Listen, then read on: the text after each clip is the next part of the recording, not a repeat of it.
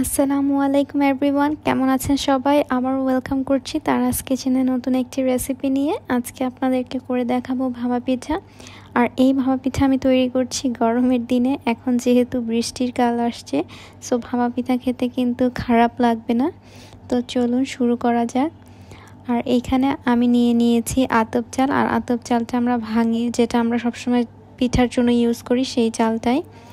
তো এই তো এখন আমাদের আরও যা যা লাগছে, এখানে ইউজ করছি গুড়, আর লাগবে নারিকেল আর সামান্য লবণ।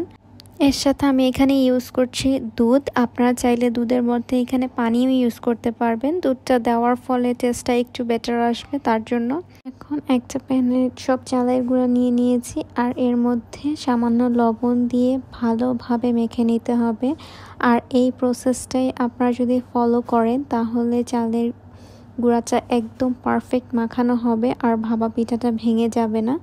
এই তো দেখতে পাচ্ছেন সামান্য দুধ হাতে নিয়ে কিভাবে করে মেখে নিচ্ছি। আপনারা এখানে দুধের পরিবর্তে পানিও ইউজ করে নিতে পারেন। আর এভাবে করে ভালোভাবে মেখে নিয়ে, আর এই কাজটা খুবই সময় নিয়ে করতে হবে। তারপরে একটা চালনি দিয়ে ভালোভাবে ছেঁকে একদম ঝুরা করে ফেলতে হবে, তাহলেই ভাপা পিঠাটা পারফেক্ট হবে, ভেঙে যাবে না। আর আপনারা কে ভাপা পিঠা খেতে পছন্দ করেন অবশ্যই আমার কমেন্ট বক্সে জানাবেন।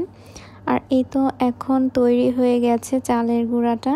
এখন এটা একটা কাপের মধ্যে নিয়ে তার মধ্যে দিয়ে দিলাম গুড়, সাথে দিয়ে দিব কিছু নারিকেল। আবার উপর থেকে চালের লেয়ার দিয়ে আবারও কিছু গুড় আর নারিকেল দিয়ে আবারও লেয়ার করে নিব।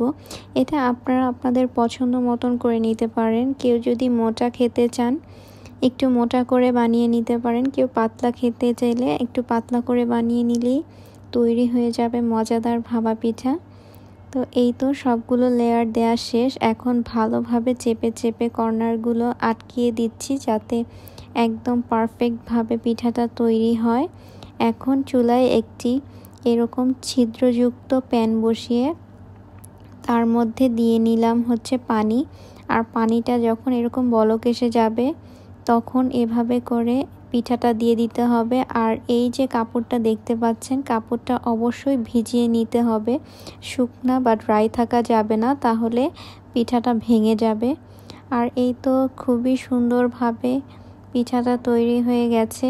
আর এই যে উঠানোর সময় একটু সাবধানে উঠাবেন। তো এই তো এই রেসিপিটা ভালো লাগলে লাইক, কমেন্ট অ্যান্ড সাবস্ক্রাইব করে দিবেন। দেখা হবে নতুন কোনো রেসিপি নিয়ে নতুন কোনো ভিডিওতে। ততদিন ভালো থাকবেন। আল্লাহ হাফেজ।